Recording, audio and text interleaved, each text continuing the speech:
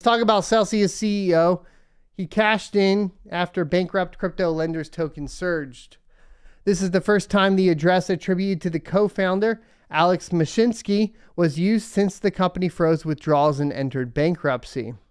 While a group of traders has been busy pumping the bankrupt crypto lender Celsius Network's CEL token in a short squeeze, founder and CEO Alex Mashinsky cashed out some of his CEL tokens holdings, which have multiplied in value even as his company struggles.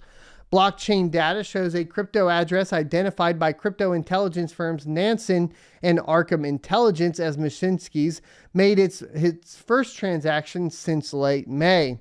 The wallet sold CEL tokens in multiple transactions Saturday and Tuesday, swapping 17,475 CEL for $28,242 worth of Ethereum on the decentralized exchange Uniswap, according to blockchain data tracer Etherscan. The transfers were first spotted by a Twitter user who goes by the name Alto. Celsius and Alex Mashinsky did not respond to CoinDesk's emailed request for comment. Mashinsky's transfers came as he and his enterprise gear up for a second hearing in a federal bankruptcy court in New York next week. At the same time, the Unsecured Creditors Commission, UCC, formed to protect the interests of those who deposited money on the Celsius platform, is preparing to investigate Mashinsky and other insiders. Celsius faced financial difficulties and froze withdrawals in June, then filed for bankruptcy protection on July 13th. The CEL coin, issued by the crypto lending platform as a utility token, also faces regulatory scrutiny from the U.S. Securities and Exchange Commission for not being registered as a security. Mashinsky is reportedly among the largest individual CEL holders after Celsius Treasury. Long before its financial woes, Celsius publicly listed the largest CEL owners on its webpage.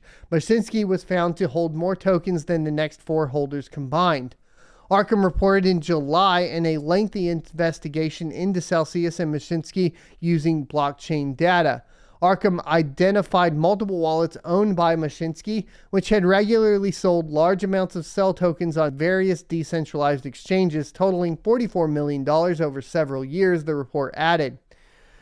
The specific wallet that completed the transaction held about $1.1 million in CEL tokens and some ETH and USDC at press time, according to Nansen's portfolio tracker. CEL has rallied in a community-driven short squeeze attempt. The token was recently changing hands at around $2, which marks a whopping 13-fold price increase since it hit 15 cents on the day when Celsius announced the suspension of customer withdrawals.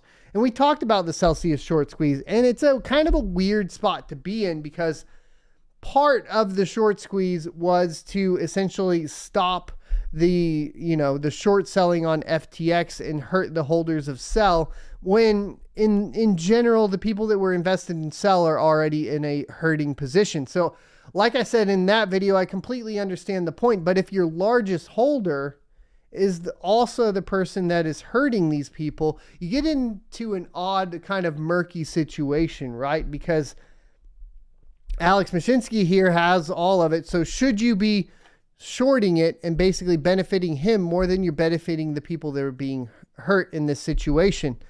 Once again, it all comes down to education, though, and understanding that you shouldn't participate in any of these CeFi entities or centralized DeFi entries. However you want to, I guess, determine what something like Celsius or BlockFi actually is, right?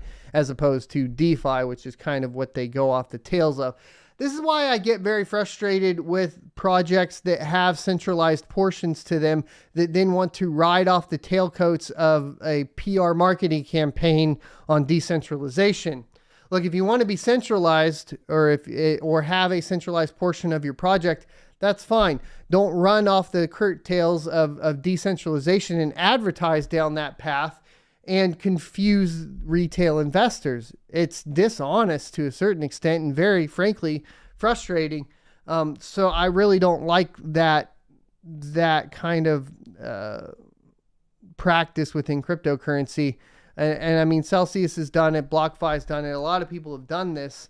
And I don't, you know, I think that needs to be called out when it is done like that. But in this particular case, like I said, you're basically with this short squeeze just enriching, you know, Alex Mashinsky here, who has basically locked up all of his user funds and basically hurt a bunch of people that were not educated. Once again, it's an education process that we need to go through. If you do not control your keys, you don't control the crypto, and you need to be very careful with these lending platforms that don't allow you to control your keys.